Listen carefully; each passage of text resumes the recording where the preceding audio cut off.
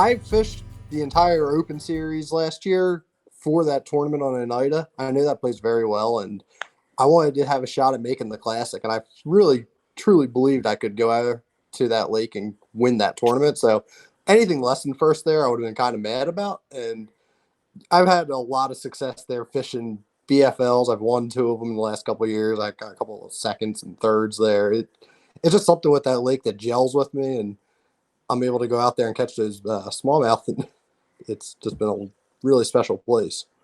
Yeah, you put a lot of time in out there too. We wrote an article a little while back for Angler, talking about some of that and about that wind.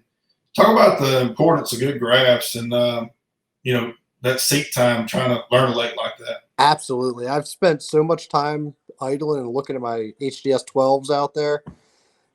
I've had it, I guess, on the last 3-4 boats I've had. So I've always had Lowrance. I use the side imaging. I go out there and I mark a lot of rock. The glaciers that were there when the lake formed, it pushed these rock strips into certain areas.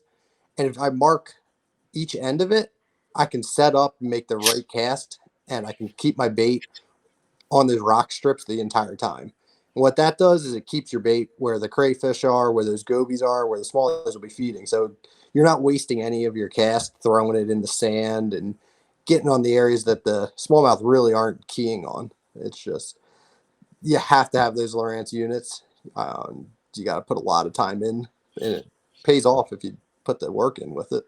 Well, settings is another thing. A lot of people want to know what's your settings like. How do you set up your graph? And I mean, you have to change stuff as you go, right? Yeah, so I usually start off on auto, and then I will adjust from there, depending on the lake you're at, the depth, maybe a little bit with water clarity. It changes what the picture is going to be showing. So I like to adjust the contrast. I'll either bump it up a little bit, or sometimes I even bump it down to below the auto setting, and it'll make your rocks and grass lines show up that much better.